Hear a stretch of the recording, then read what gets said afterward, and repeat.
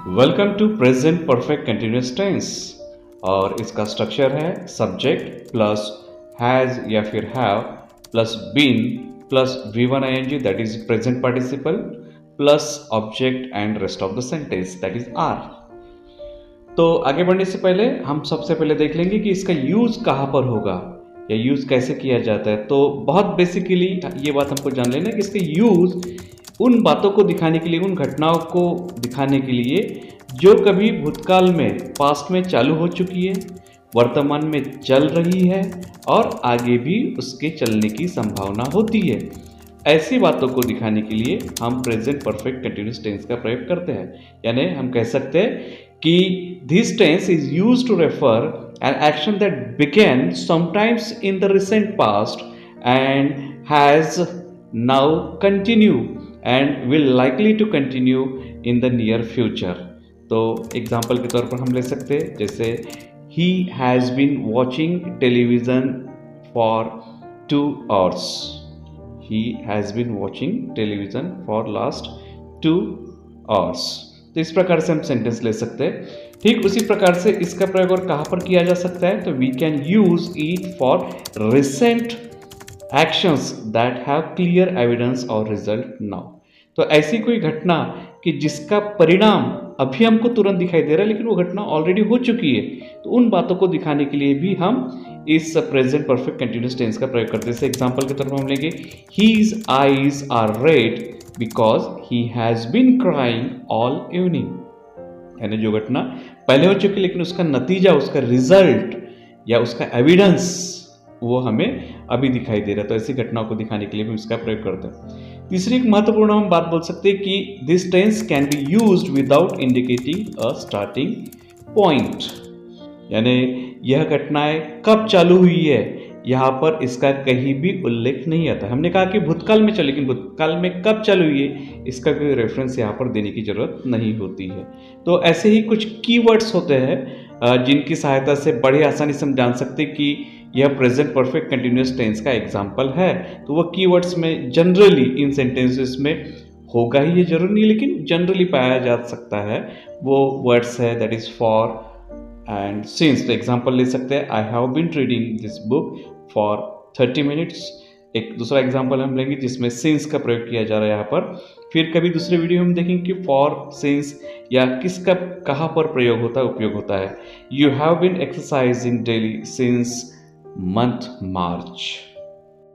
Present perfect continuous टेंस के अब हम कुछ सेंटेंसेस देखेंगे और बहुत ही बेसिक सेंटेंस जिसका हम प्रयोग काफ़ी पहले से करते आ रहे हैं, हर बार हम करते हैं, आई ईट अ मैंगो, उसी का हम करेंगे प्रेजेंट परफेक्ट कंटिन्यूस में। तो हो जाएगा I have been eating a mango.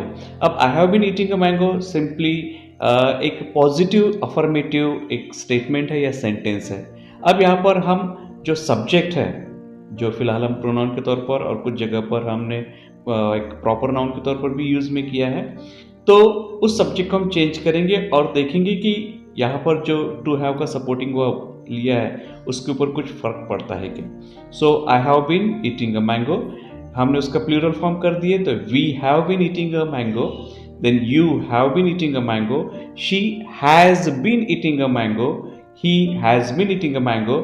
Example हम चेंज कर रहे हैं, यहाँ पर कॉमन एक प्रॉपर नाउन ले रहे हैं, जैसे Rohan has been eating a mango, Anvi has been eating a mango, फिर हम उसी का प्लूरल फॉर्म ले रहे हैं। तो फिर से एक बार यहाँ पर हो जा रहा है, देखिए आप, they have been eating a mango.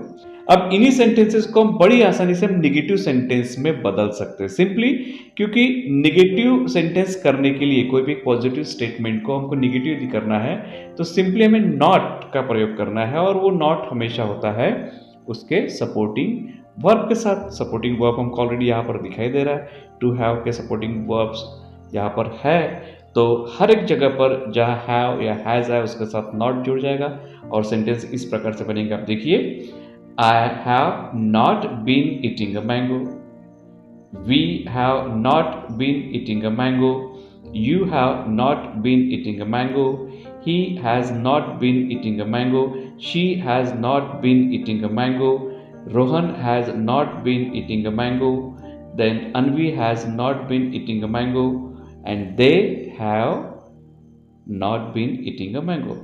अब इन्हीं जो सेंटेंसेस हमने लिखे हैं सिंपली थोड़ा सा चेंज करेंगे हम यहाँ पर, क्योंकि हैव प्लस नॉट या हैज़ प्लस नॉट का कॉन्ट्रैक्शन फॉर्म होता है हैवंट या फिर हैजंट। तो कॉन्ट्रैक्शन फॉर्म में सेंटेंसेस किस प्रकार से, जो कि नेगेटिव सेंटेंसेस है, वो किस प्रकार से दिखाई देंगे, ये रहा आपके सामने।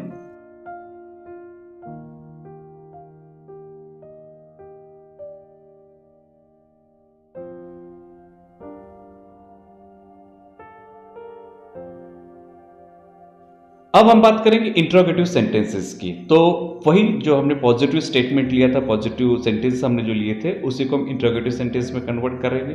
तो पॉजिटिव हमारा सेंटेंस इस प्रकार से है, I have been eating a mango. Simply interrogative sentence बनाने के लिए हमको उसका सपोर्टिंग वर्ब, जो कि यहाँ पर टू हैव के सपोर्टिंग वर्ब्स का हमने प्रयोग करा है, तो उसको हम सामने लाएंगे। अब सामने लाते समय में जो उसका पहला लेटर है, दैट इज कैपिटलाइजेशन हमको करना है वहाँ पर, तो एच कैपिटल हो जाएगा। और जो सब्जेक्ट जो अब सेकंड पोजीशन पर आ रहा है, वो आई को यदि छोड़ दिया जाए या प्रॉपर नाउन को यदि छोड़ दिया जाए, तो हम उसको लोअर केस में कर सकते हैं। और पूरा पूरा सेंटेंस लिखने के बाद आखिरी में हम क्वेश्चन टैग देंगे, तो हमारा सेंटेंस इंट्रोगेटिव के फॉर्म में आ जाएगा। तो बेसिकली हमारा एग्जाम्पल जो है वो इस प्रकार से है कि I have been eating a mango. तो हैव हम सामने ले आएंगे, तो हो जाएगा have I been eating a mango, question tag. Then have we been eating a mango, question tag. Then यदि इस प्रकार से हम जो प्रोनाउंस है वो चेंज करेंगे, तो इस प्रकार के पूरे पूरे सेंटेंस बनिएगी। आप देखिएगा, इन्हीं सेंटेंसेस को जो निगेटिव है और उसको हम इंट्रोगेटिव करना चाहते हैं, तो भी बड़े आसानी से बन सकते हैं। यानी एक निगेटिव सेंटेंस पहले हम ले रहे हैं, जैसे I have not been eating a mango.